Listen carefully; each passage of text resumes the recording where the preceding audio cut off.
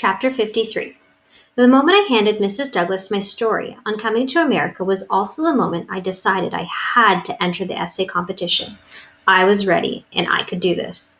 There was still the tricky issue of the $300 entry fee. I'd been so preoccupied with finding out who stole the missing car, I hadn't been putting out my tip jar. When I came home and fished out the entry form, panic filled my lungs. The deadline was in less than a week. There was no way I could get $300 in tips in that time. Asking my parents for the money was out. It was the holiday season. You'd think the holiday season would be busy for motels, but surprisingly, it's not. Folks would rather stuff themselves in a tiny closet than have to stay in a motel over the holidays. So I couldn't ask my parents. That left only one option. My eyes slid down to the bag underneath my parents' desk. The lucky pennies. I know they weren't my lucky pennies. They were our lucky pennies. I thought about the look on my dad's face whenever he found one of the rare ones. It was like Christmas morning. He was so proud of them. I knew if I told him, he'd never let me sell them. He was always talking about how much they'd be worth one day, how they'd appreciate in value over time. He'd never let me do it. He'd kill himself scraping together the $300 some other way, probably by skipping meals or not buying my mom a Christmas present. And that I couldn't let him do. Not after everything they'd been through this year. So I took the bag of special pennies and headed over to Hank's. Hank looked down at the bag. "Are you sure about this?" Hank asked. "I'm positive," I said to him. I explained to him why I needed the money. Hank nodded and agreed to go downtown first thing tomorrow before his shift. I gave him the address of a street in downtown Los Angeles where they traded rare and valuable coins and stamps. I'd looked it up in the library. Before I handed them over, I took one last look at the pennies. I held them to my cheek and kissed them goodbye. "I'm gonna miss you guys," I whispered. The next day, Hank returned with $312. I sucked in a breath as he handed me the crisp bills. "Here you are," he said when he handed me the last of the bills. "Now go win a motel." "I will," I said with a grin.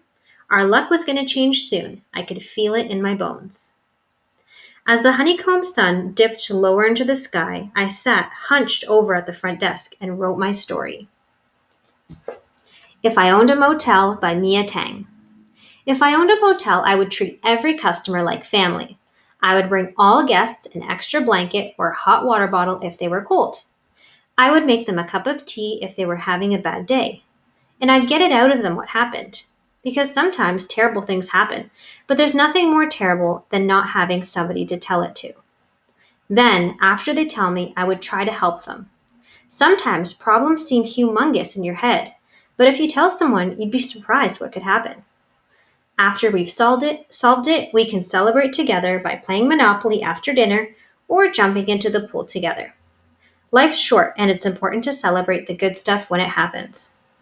I would also protect myself and my customers by putting in a security camera, bulletproof glass inside the front office, and a gate so that cars can't get stolen. I would charge customers only $20 a night for a room, but give them a discount if they were a weekly, because the weeklies have been living here for a long, long, long time, and that's a lot of money to pay every day.